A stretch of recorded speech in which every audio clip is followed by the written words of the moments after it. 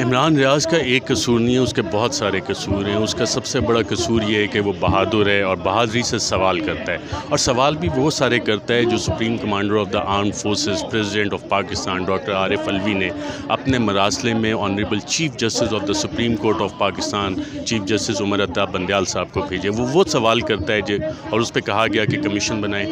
وہ سوال کرتا ہے جو کہ ڈپٹی اسپیکر قاسم سوری پہ بھی مقدمات ہو گئے، کیونکہ انہوں نے بھی وہ مراسلہ آنریبل چیف جسٹس کو بھیج دیا تھا کہ اس پہ کمیشن بنائیں۔ عمران ریاض وہ سوال کرتا ہے جو کہ کمیشن کے سامنے آنے چاہیے۔ سابق وزیر اعظم عمران خان نے بھی honourable chief justice Umar Ata Bandial کو ایک خط لکھا کہ اس پہ کمیشن بنائیں، تحقیقات۔ تو عمران ریاض وہ سوال کرتا ہے۔ فیاض کا جو ایک سلسلہ چلا ہوا ہے آزادی اظہار رائے کو کرب کرنے کے لیے، سینسرشپ کے لیے، اس کا نوٹس لینا چاہیے۔ اس نے وہ سوال اٹھائے ہیں جس سے ان کی منافقت ایکسپوز ہوتی ہے، جس سے ان کا جھوٹ دودھ کا دودھ اور پانی کا پانی ہوتا ہے۔ جواب نہیں ہے۔ آپ کو پتہ ہے جب دلیل ختم ہو جائے تو پھر اس کے بعد جوتا شروع ہو جاتا ہے۔ تو یہ سوچ رہے ہیں کہ ڈرا کے، دھمکا کے، مار پیٹ کے یہ چند لوگوں کو خاموش کرا لیں گے۔ ایسا نہیں ہونے والا کرامت مغل۔ جو آتا ہے حکومت میں ہوتا ہے، طاقت میں ہوتا ہے، وہ یہی سمجھتا ہے کہ جو میں سوچتا ہوں وہی صحیح ہے۔ کوئی بھی اگر کوئی صحافی ہے، کوئی سیاستدان ہے، وہ غلط یا صحیح بات کرتا ہے تو عوام کے پاس یہ حق ہونا چاہیے اس کا فیصلہ کرے کہ نہ کہ کسی اور کے پاس۔ عجیب آئرنی ہے کہ جنرل مشرف جو تھا اس نے زیادہ آزادی دی صحافت کو، لیکن اب یہ جو چیز شروع ہوگی یہ ایک ٹوٹلی نیا ٹرینڈ ہے۔ آپ سمجھیں کہ ہم دوبارہ 80 کی دہائی میں چلے گئے۔ ابھی بھی یہی کہا جا رہا ہے، میری لوگوں سے بات ہوئی ہے کہ یار یہ 17 جولائی تک ٹینشن رہے گی، 17 جولائی تو وہ چاہ رہے ہیں کہ الیکشن مینج کر لیں، لوگ بولے نا۔ اور عمران ریاض کا قصور صرف یہی ہے کہ وہ اپنی بات کر رہا ہے، اپنے مائنڈ کی بات کر رہا ہے، اور یہ جو انشاءاللہ تحریک ہے یہ بڑھے گی آگے۔ امپورٹڈ حکومت ہے، اصل ذمہ داری آج صبح ملک احمد خان نے جو پریس کانفرنس بھی کی ہے اس میں ذمہ داری لی ہے نون لیگ کی حکومت نے۔ اس سے پہلے کبھی ایسا نہیں ہوا۔ جرنلسٹ ایک نے، اس سے پہلے ایاز امیر کو جس طریقے سے تھریش کیا گیا، پھر جو باقی جرنلسٹ ہیں، صابر شاکر ہیں، سمیع ابراہیم ہیں، جمیل فاروقی ہے، عارف حمید بھٹی ہیں، ارشد شریف ہیں، ان تمام لوگوں کو جس طرح سے جس بہیمانہ ظلم کا شکار بنایا گیا، ہم اس کے خلاف آواز اٹھا رہے ہیں۔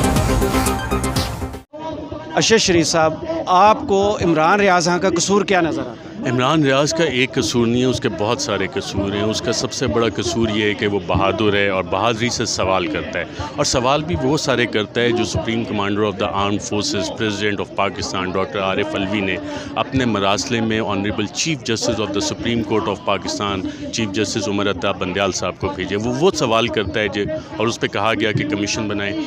وہ سوال کرتا ہے جو کہ ڈپٹی اسپیکر قاسم سوری پہ بھی مقدمات ہو گئے، کیونکہ انہوں نے بھی وہ مراسلہ آنریبل چیف جسٹس کو بھیج دیا تھا کہ اس پہ کمیشن بنائیں۔ عمران ریاض وہ سوال کرتا ہے جو کہ کمیشن کے سامنے آنے چاہیے۔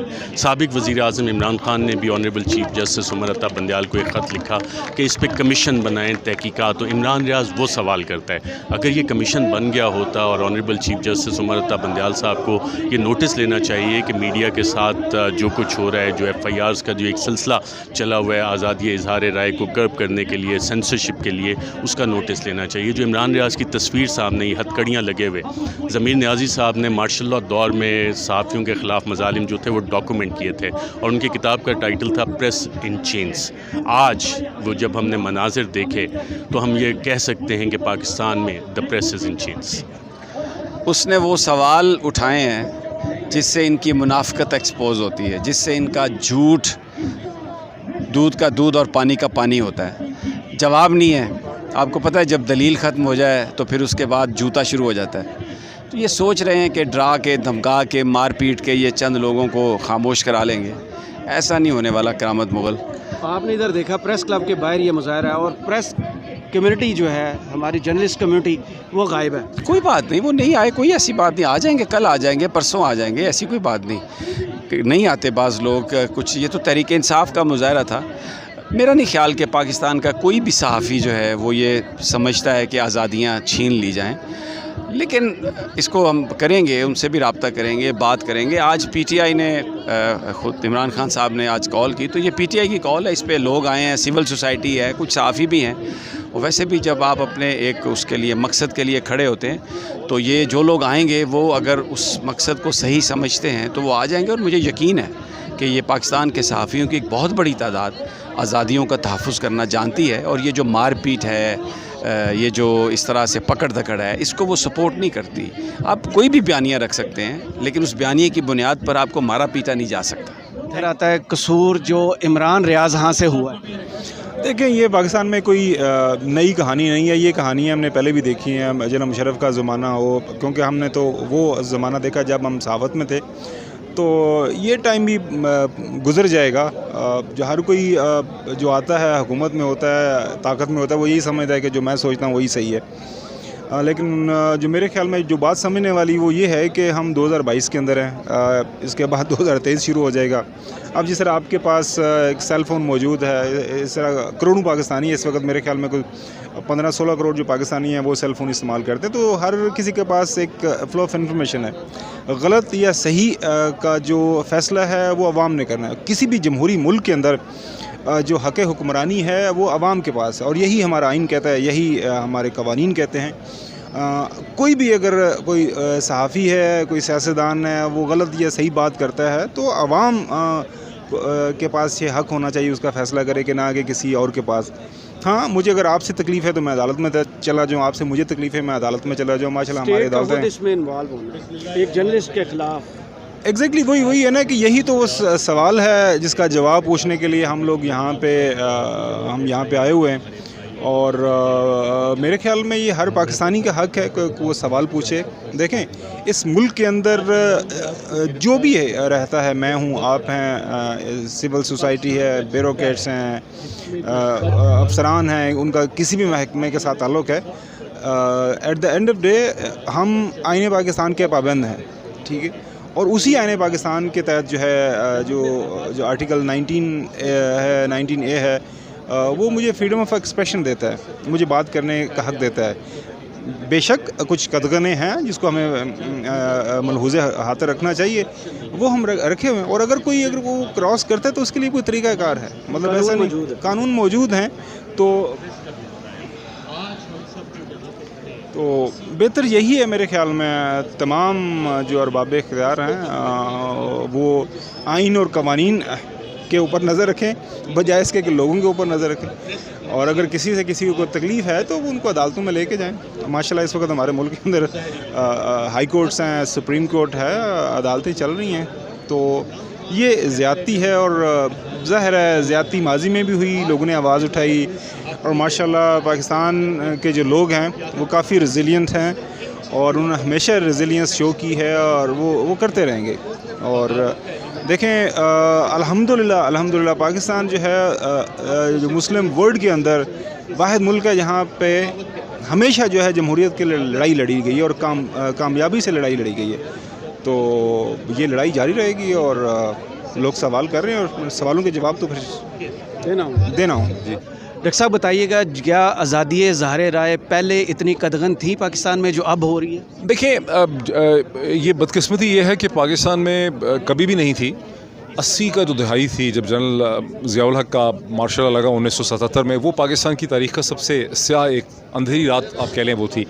اور وہ اندھیری رات اس ملک میں کبھی ختم ہی نہیں ہوئی. اس کے بعد جب اس کی جنرل ضیاء الحق کی ڈیتھ ہو گئی, اس کے بعد بھی جو نظام 90s میں آیا وہ بھی صحافت کو ایسے ہی ٹریٹ کرتا تھا. صحافیوں کو گرفتار کیا جاتا تھا, گھروں سے اٹھا لیتے تھے, اخباروں کو بند کر دیتے تھے. پھر یہ ایک عجیب آئرنی ہے کہ جنرل مشرف جو تھا اس نے زیادہ آزادی دی صحافت کو, لیکن بعد میں پھر اس کا بھی جھگڑا ہو گیا.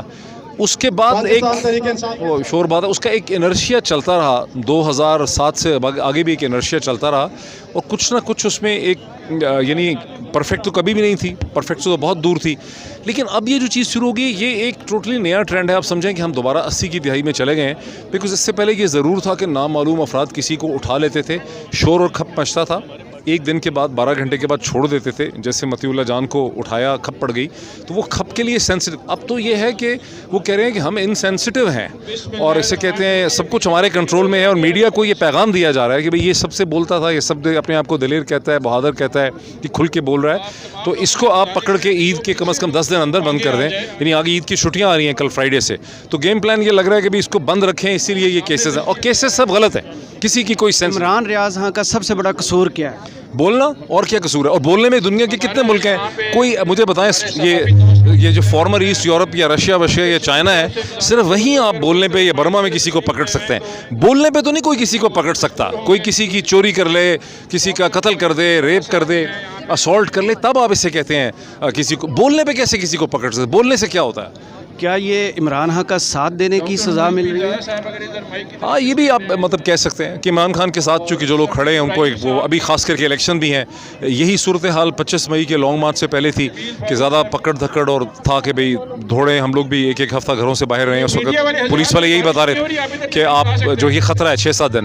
ابھی بھی یہی کہا جا رہا ہے، میری لوگوں سے بات ہوئی ہے کہ یار یہ 17 جولائی تک ٹینشن رہے گی. 17 جولائی تو اب وہ چاہ رہے ہیں کہ الیکشن مینیج کر لیں، لوگ بولیں نا. تو اس کا مطلب اگر یہ الیکشن مینیج ہوتا ہے تو پھر جنرل الیکشن کیسے فری اینڈ فیئر ہوں گے؟ دیکھیں، یہ الیکشن مینیج تو اب یہ ہے نا کہ 10 سیٹیں کم از کم حمزہ کو 9-10 سیٹیں مل جائیں، اس کی کوشش کی جا رہی ہے. جو موجودہ حالات میں جو ہمیں خبر مل رہی ہے کہ وہ خاصی مشکل ہے، کیونکہ نیا ووٹر بھی ہے اس میں جو اب 18 برس کا ہوا ہے، 19 برس کا ہوا ہے، 20 برس. 2018 میں جس کی عمر 14 برس کی تھی اب وہ 18 برس کا ہو گیا، جس کی 15 تھی وہ 19 کا ہو گیا. تو اسی طرح سے یہ ووٹر بھی ہے. پھر ایک ماحول بھی ایسا بن گیا ہے، مہنگائی بہت ہے، پیٹرولیم کی پرائسز ہیں، زندگی. تو جو یہ سارے مینیج کر رہے ہیں وہ پیغام یہی دے رہے ہیں اپنے اوپر ٹاپ پہ کہ مشکل ہے مینیج کرنا. تو اب اس کے لیے مزید ہتھ کنڈا یہ ہے کہ اتنا خوف و ہراس مچا دیں کہ جب وہ بہت ریگنگ کی جائے گی، ظاہر آپ مینیج کریں گے. پری پول ریگنگ تو ہو ہی رہی ہے. آپ نے دیکھا کہ ڈیولپمنٹل پروجیکٹس ہیں، اس کا مقصد یہ ہوتا ہے کہ ٹھیکیدار کو پیسے دیے جائیں تاکہ ٹھیکیدار پھر ووٹ پرچیز کے لیے پیسے دیتا ہے. تو ووٹ 2-2.5 ہزار کا ووٹ ہے جو آپ کو پتہ ہوتا ہے. اس کا مطلب ہے کہ آپ کو 1.25 کروڑ روپیہ چاہیے.